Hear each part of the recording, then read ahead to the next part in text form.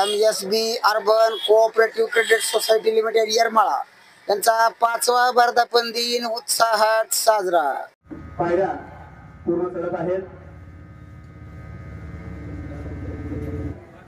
त्यांचंही MSB अर्बनच्या वतीनं हार्दिक स्वागत। थोडावर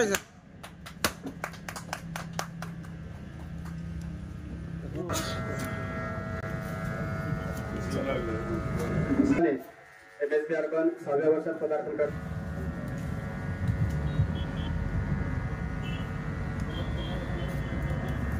येरमाळा ते संचालक इकडे बघा संदीप बारकुल सर यांचं स्वागत शशिकांत बारकुल यांनी करावं अशी विनंती करतो।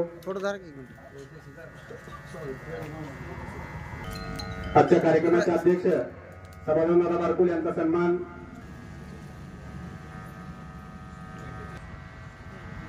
एक मिनिट ओके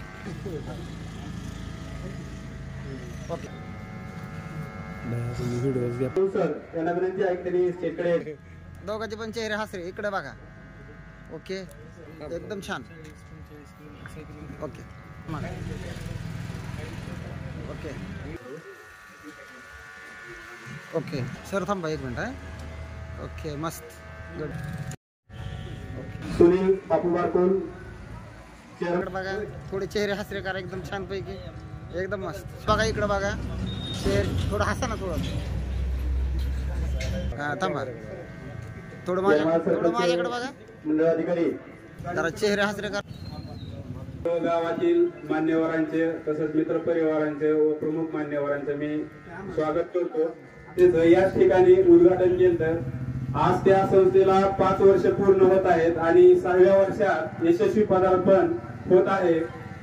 सुशिक्षित बेकारी एक शिक्षण घेऊन बेकारीचा सामना करत असताना काय करायचं असा प्रश्न वारंवार पडत असायचा आणि त्या माध्यमातून की नोकरीच मिळावी किंवा नोकरी लागत नाही म्हणून नैराश्यात न जाता मी लोकमंगलच्या माध्यमातून 7 जानेवारी 2015 साली येरमाळा या ठिकाणी आर्थिक क्षेत्रात काम करण्यास सुरुवात केली।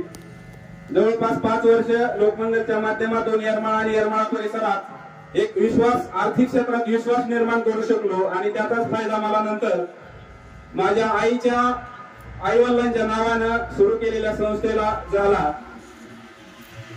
आणि आर्थिक क्षेत्रात काम करत असताना महत्वाचं असतं की आपल्या गावातील आपल्या परिसरातील लोकांचा विश्वास संपादन करणं आणि विश्वास संपादन केल्यामुळेच आज 5 कोटीच्या आसपास MSB अर्बन व्यवसाय करत आहे। शेड मध्ये आपण 6 महिन्यात 1 कोटीचा टप्पा गाठला। काढावं लागत होतं 15 दिवस आम्हाला ऑफिस नव्हतं। मी अभिमानाने सांगतो की ऑफिस नसताना आम्ही त्या 15 दिवसाच्या पिरियड मध्ये जवळपास 22 लाख रुपयाचं गोल्ड लोन केलं आणि आम्हाला या माध्यमात कायम यशराम मल्टीचेकच्या माध्यमातून ही सुधीर सस्ते सर प्रकाश गरग सर यांचं बी मार्गदर्शन आणि पाठबळ राहिलं। गावातील सामाजिक शैक्षणिक क्रीडा क्षेत्रातही आम्ही लक्ष दिलं।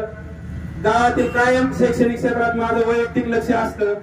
आज आवर्जून गावातील सर्व शाळेच्या मुख्याध्यापकांना माजी शिक्षकांना बोलवण्याचा हीच की फक्त आपला व्यवसाय किंवा हीच न पाहता आपल्या गावासाठी आपल्याला काय करता येईल हे पाहण्याचा सारखा प्रयत्न असतो।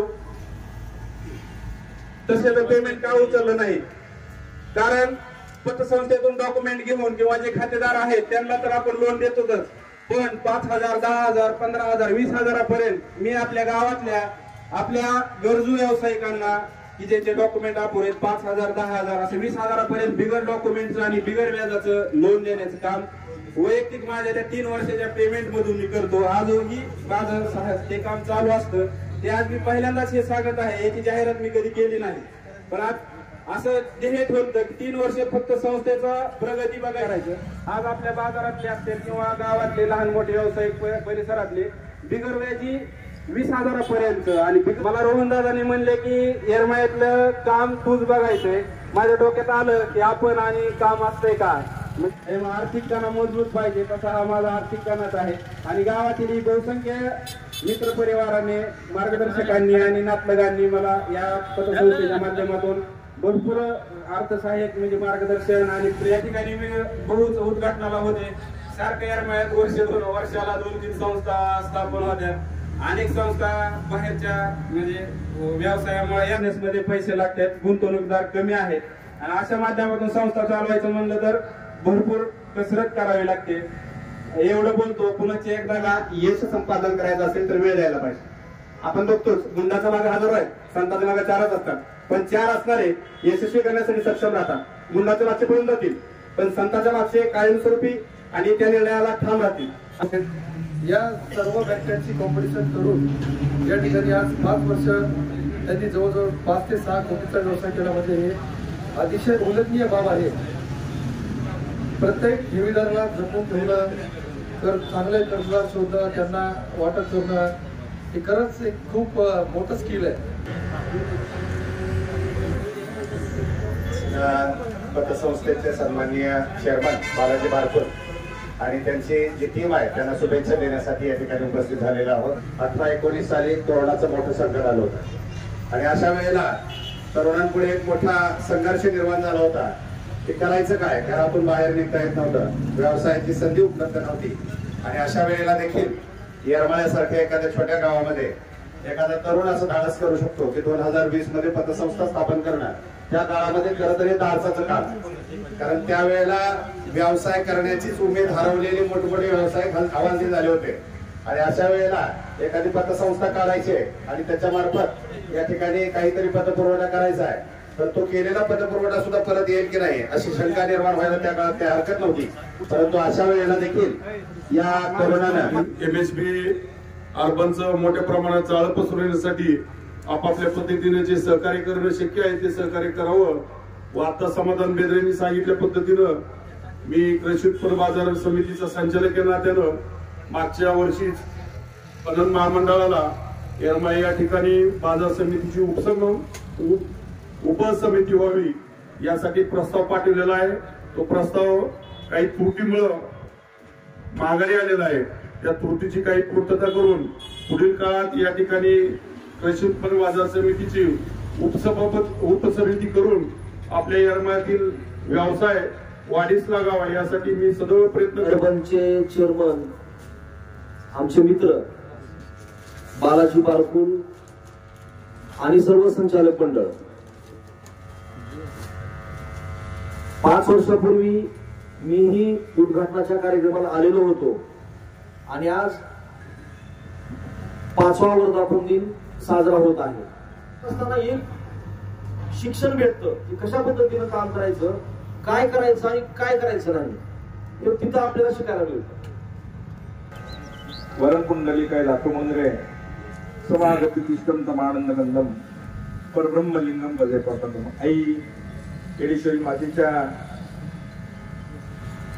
सानिध्यामध्ये वसलेलं हे येरमाळा गाव आणि या गावामध्ये उपस्थित असताना आजचा हा MSB अर्बन बँकेच्या माध्यमातून हा होत असणारा कार्यक्रम. या कार्यक्रमाचे आदरणीय आबासाहेबजी बारपूर साहेब जे की आमचे गुरुवर्य शिक्षक होते. म्हणायला काही फार मोठा आहे असं म्हणता येणार नाही आणि याच्यापेक्षा मोठी मोठी गावात महाराष्ट्रामध्ये आहेत, भारतामध्ये आहेत, जगामध्ये आहेत. पण एवढ्या लहानशा गावामध्ये आणि फार मोठं आपल्या गावाचं नाव मोठं आहे, महाराष्ट्रामध्ये येरमाळ्याचं नाव मोठं आहे. पण लोकसंख्येच्या बाबतीमध्ये जर बघितलं तर ग्रामपंचायतचा दर्जा असणार, बरोबर ना, ग्रामपंचायतचा दर्जा असणार हे गाव. पण या गावामध्ये आदरणीय बालाजीराव तुम्ही 5 कोटी रुपये गोळा केले म्हणजे काही सोपी गोष्ट नाही. कारण याच्यासाठी प्रत्येकाचा विश्वास जिंकावा लागतो, प्रत्येकाची मनं सांभाळावी लागतात आणि ही मनं सांभाळण्यासाठी खूप मोठा प्रयत्न केला. तुमच्या जीवनामध्ये भरभराट झाली. आई येडेश्वरी मातेच्या चरणी प्रार्थना करते की तुमचं अशीच भरभराट व्हावी. तुमच्या 5 कोटीच्या पुढे 50 कोटीची ठेव पुढच्या 10 वर्षामध्ये, आता 5 झाले, पुढच्या 10 वर्षामध्ये 50 कोटीची ठेव व्हावी. आणि हे गाववाले तुम्हाला सगळे गाववाले आणि परिसरातले म्हणजे आम्ही आणि गाववाले तर आहेतच सर्वांच्या आशीर्वादाने तुमची 50 कोटीपर्यंत ठेव जावी आणि धनगडीचे नेते आहेत त्यांच्या माध्यमातून गावाची ग्रामपंचायत असेल, पंचायत समिती सभापती असतील आणि राणादादाचे अगदी जवळचे विश्वासू सहकारी आहेत. त्यामुळं ही सुद्धा गोष्ट पूर्णत्वाला जाईल अशी आई येडेश्वरी माता प्रभू दत्तात्रयांच्या आणि सद्गुरू सुभाष महाराजांची प्रार्थना करतो आणि या परिसराचा नक्कीच विकास व्हावा आणि हा विकास होत असताना MSCB अर्बन बँकेच्या माध्यमातून आपल्या सर्वांना बळ प्राप्त हो.